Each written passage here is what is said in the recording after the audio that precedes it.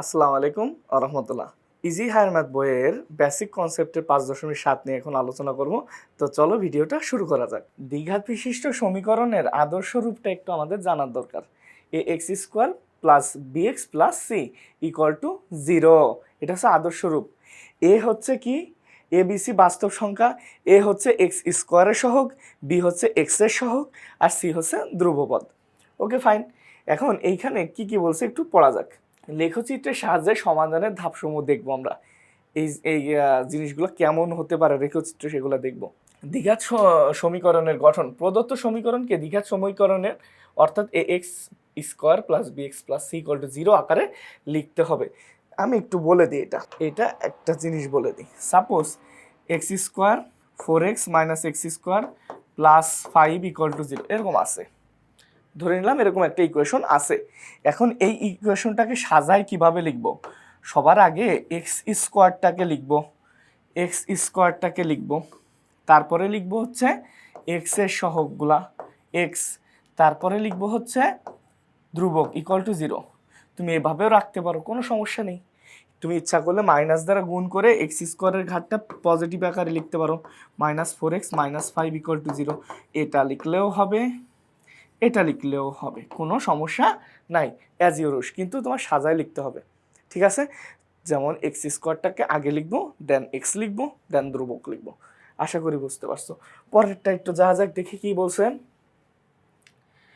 Function নির্ণয়, সমীকরণটিকে Y এর সমান ধরে ফাংশন তৈরি করতে হবে। এই টাইপের যদি আসে তাহলে এটাকে ফাংশন ধরে ওয়াই ইকুয়াল টু ওইটা ধরে নিতে হবে, ওই ইকুয়েশনটা ধরে নিতে হবে, তারপরে সলভ করতে হবে। তারপরে কি আছে দেখি, মান নির্ণয়। এক্স এর ভিন্ন ভিন্ন মানের জন্য ওয়াইয়ের মান নির্ণয় করতে হবে, এক্স এর ভিন্ন ভিন্ন মানের জন্য ওয়াইয়ের মান নির্ণয় করতে হবে। মিনিমাম 5টা মান নিয়ে করতে হবে, ঠিক আছে? মিনিমাম 5টা মান নিয়ে করতে হবে। বিন্দুগুলো এক্স এর ভিন্ন ভিন্ন মানের জন্য ওয়াইয়ের মান নির্ণয় করতে হবে। তারপরে বিন্দুগুলো স্থাপন, ছক কাগজে এক্স অক্ষ ও ওয়াই অক্ষ বরাবর বিন্দুগুলো স্থাপন করতে হবে, যেটা নর্মাল ইকুয়েশনে আমরা করি। লেখচিত্র অঙ্কন, বিন্দুগুলো যোগ করে লেখচিত্র অঙ্কন করতে হবে।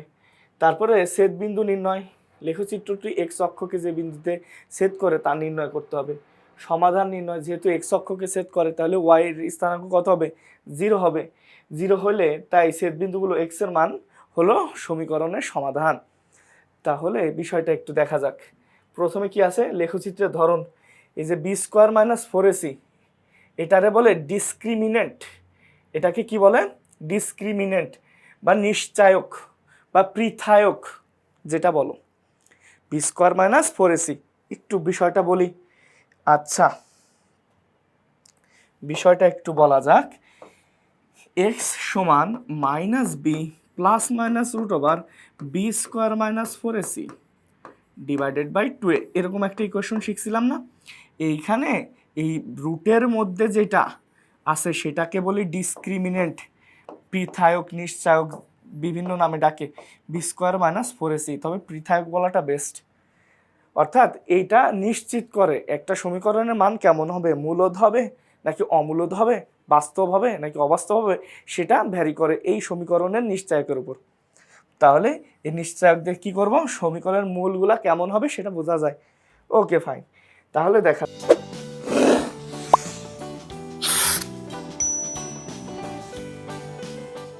যাক।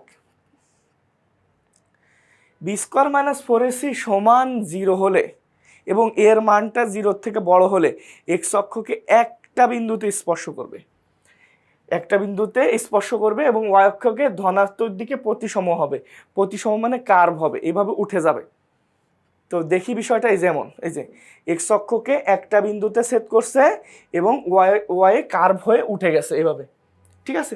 তো সিমিলার কনসেপ্টে তাহলে এর ভ্যালুটা যদি মাইনাস হতো, এটা যদি মাইনাস হতো তাহলে কি হতো? মাইনাস হলে নিচের দিকে যেত, এই যে সেটা একটা বিন্দুকে সেট করবে, তবে এর ভ্যালুটা যদি মাইনাস হয়, মাইনাস হলে কি হবে? নিচের দিকে যাবে, এই যে নিচের দিকে যাবে। বুঝতে পারছো? এটাই হচ্ছে ইকুয়েশন। তো সুন্দরভাবে দেওয়া আছে যে বি স্কোয়ার মাইনাস 4ac সমান 0, এর ভ্যালু তার নেগেটিভ, 0 থেকে ছোট হয়, সেক্ষেত্রে এক্স অক্ষকে একটা বিন্দুতে সেট করবে, ওয়াই অক্ষের ঋণাত্মক দিকে প্রতিসম হওয়া মানে কি এরকম উঠে যাওয়া, ঠিক আছে? প্লাস হলে উপরের দিকে উঠবে, মাইনাস হলে এভাবে নিচের দিকে নামবে। এটাকে বলা হচ্ছে পরাবৃত্ত টাইপের, ঠিক আছে? এটারে কি বলবো? পরাবৃত্ত, ঠিক আছে? প্যারাবোলা, ইংলিশটা হচ্ছে প্যারাবোলা। আচ্ছা, যদি বি স্কোয়ার মাইনাস 4ac এর ভ্যালুটা হচ্ছে 0 থেকে ছোট হয় এবং এর ভ্যালুটা হচ্ছে 0 থেকে বড় হয়, এই যে এটা আছে এ 0 থেকে যদি বড় হয়, সেই ক্ষেত্রে দেখো ওয়াই অক্ষকে দুটো বিন্দুতে সেট করতেছে। এই যে ওয়াই অক্ষকে কয়টা বিন্দুতে সেট করতেছে? এক্স অক্ষকে দুটো বিন্দুতে সেট করতেছে। আর যেহেতু পজিটিভ, তাহলে উপরের দিকে উঠতেছে। এগুলো মনে রাখতে হবে, খুবই গুরুত্বপূর্ণ এমসিকিউর জন্য আর কার্ভ আঁকার জন্য খুবই গুরুত্বপূর্ণ।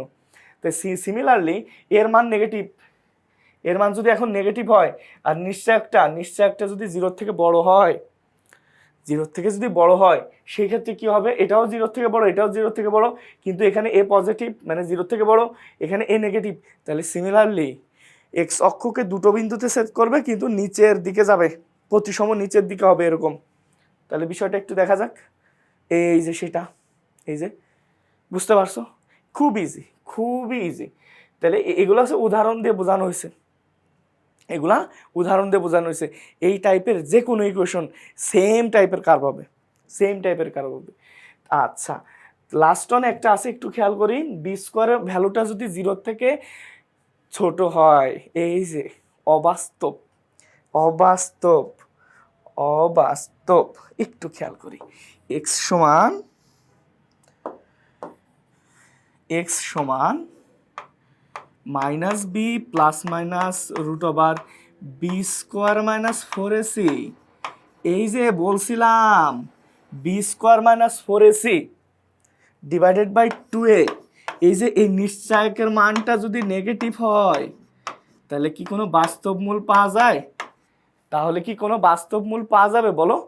কোনো বাস্তব মূল পাওয়া যাবে না। তার মানে কি কোনো কি সেট করবে? কোনো অংশে কি সেট করবে? এটা দেখি তো। এই যে একটা, এই দেখো এক্স অক্ষকে কিন্তু সেট করেনি, করছে? এক্স অক্ষকে সেট করেনি। খুবই সিম্পল। তার মানে অবাস্তব মান, দেখছো? নিশ্চয়কটা যদি 0 থেকে ছোট হয়, তাহলে সেটা অবাস্তব। অবাস্তব হলে দেখছো ওয়াইয়ের অক্ষের দিকে, যেহেতু এখানে একটু খেয়াল করো, এখানে বিষয়টা একটু খেয়াল করো, এই যে এটা অবাস্তব, তার মানে এটা কি করবে না? কোথাও সেট করবে না, এক্স অক্ষের কোথাও সেট করবে না, ঠিক আছে? তাহলে অবাস্তব মান হলে সেট করবে না। আশা করি বুঝতে পারছো। তো পঞ্চম অধ্যায়ের 5.7-এর বেসিক কনসেপ্ট এই পর্যন্তই। পরবর্তী পর্বের জন্য আমন্ত্রণ রইল। আল্লাহ হাফেজ।